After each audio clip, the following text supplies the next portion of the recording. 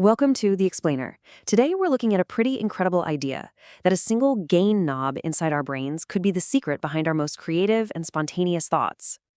So let's jump right into the big puzzle. You've got a brain packed with billions of neurons all firing away at lightning speed. And yet, when we do something deeply human, like recalling a memory or coming up with a new idea, our brain activity is dominated by these really, really slow waves. How on earth does a super fast system produce such slow, powerful rhythms? Well, this exact paradox is at the heart of a paper by Yellin and his colleagues. They set out to figure out how these sluggish, powerful rhythms could possibly emerge from all that high-speed chatter happening inside our skulls. Now, for years, scientists have seen these slow waves when the brain is just, idling in its resting state. But it turns out this isn't just background hum.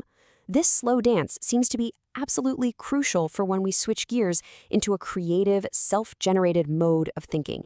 The researchers' big idea came from the world of physics. They proposed that the brain isn't just either on or off. Instead, it's constantly balancing itself in a very special state, right on the razor's edge of a major transition. And that special state is called criticality. Just think of it as a system that's perfectly poised at a tipping point between two totally different ways of behaving. One that's very stable and quiet, and another that's unstable and runs away with itself. Being right on that edge is what allows for incredibly rich, flexible, and complex behavior. Let's break that down.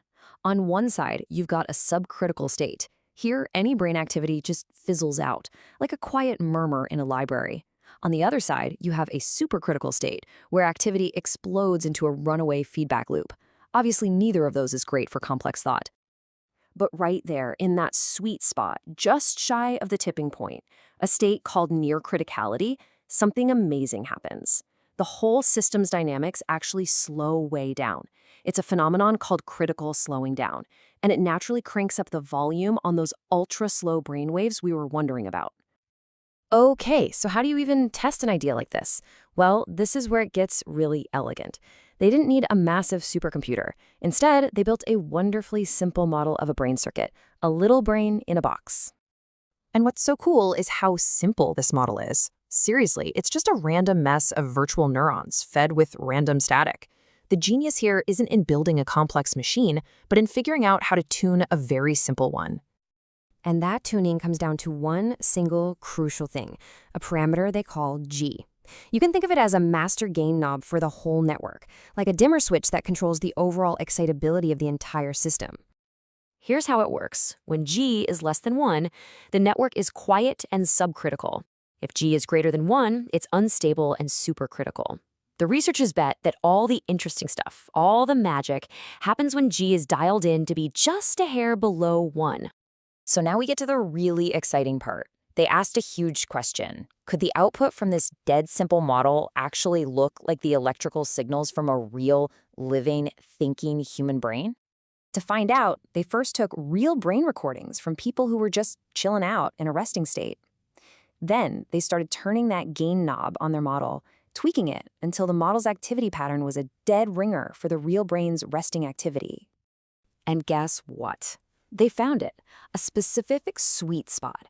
It turns out the brain's normal resting state seems to operate with a gain of about 0.95. It's not at the tipping point, but it's hovering incredibly close to it. It's poised for action. Okay, so here's the moment of truth. They've modeled the resting brain, but what happens when we stop resting and start thinking? Like when we try to freely recall a bunch of images we saw earlier. Could a tiny little nudge of that one single knob explain that massive shift in brain state? The result was absolutely stunning. In real brains, when people start recalling memories, there's a huge power surge in those ultra-slow frequencies. And in their model, a tiny little push on the gain knob or a little more input noise reproduced that exact same pattern perfectly. This simple model behaved just like the complex human brain. As the authors themselves put it, it really looks like our brain intentionally pushes itself even closer to that critical edge whenever it needs to switch from just taking things in to actually generating its own thoughts. So what's the big takeaway here? What does this incredibly elegant model really tell us about how our minds work? Well, it suggests a stunningly efficient design. The brain might not need a whole complicated dashboard of controls to shift its mental state.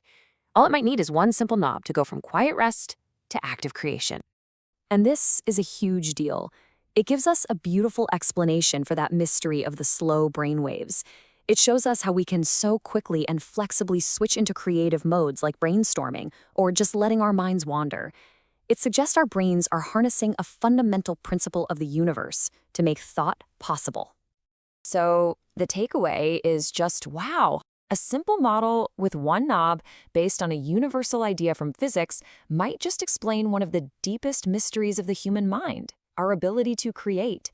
It leaves you with a really provocative thought, doesn't it? Could the seemingly infinite power of human creativity really be controlled by something as simple as turning a dial?